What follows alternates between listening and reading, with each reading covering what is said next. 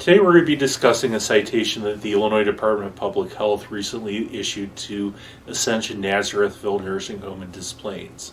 My name is Barry Doyle. I'm a lawyer in Skokie, practicing nursing home abuse and neglect work throughout the state of Illinois.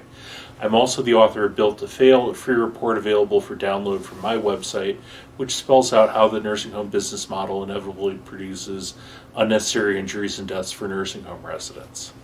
The resident who was involved in this particular fall had a history of strokes and was considered a fall risk because of deficits in mobility. Her MDS, or her minimum data set, had been coded for two-person assists with transfers. However, on the day of this particular accident, she was being transferred by a single aide who wasn't even using a gait belt.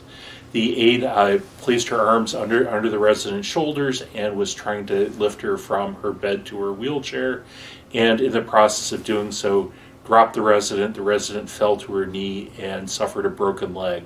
This particular resident had had a knee replacement done in the past, which meant that where the particular fracture happened, there was fairly close to the artificial knee, which made surgical repair of this fracture necessary, and actually really a pretty complex surgical repair to have done.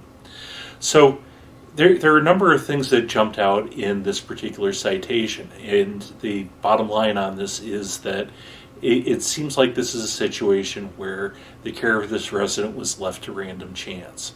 The minimum data set, which is the document which is submitted under oath by the nursing home to the federal government, said that this particular resident required assist of two people for all transfers. The care plan didn't actually say anything about what the resident required in terms of transfers. There was a care card that was allegedly left in the resident's dresser, although the state surveyor found it in the closet, which said the resident was being transferred using a Hoyer lift. So, and then in practice, what was happening is that this resident was being transferred with the assist of one aide. So you have a care plan which is silent. You have the minimum data set saying it requires the assist of two staff. You have the care card saying transfer with a Hoyer lift, and what was being done in practice was transfer with a single aide. Care that's left to random chance is not good care, and that's unfortunately exactly what was being done in this particular nursing home. Past all that, even though the care card called for use of a Hoyer lift to transfer this resident, the resident was on the first floor and the Hoyer lift was only in use on the second floor. In most nursing homes I've come across, each aide has a gait belt for assisting residents with transfers. That's something that's a basic tool for helping assure resident safety. In this particular nursing home, there was actually one gait belt for all the residents on that particular floor. Not enough resources to keep the residents all safe. The fact that there are so many different sources of information as to what kind of care this resident should be receiving says that this is a nursing home that really isn't very well organized. The minimum data set should be consistent with the care plan. The care plan should be consistent with the particular instructions that the aides on the floor are getting.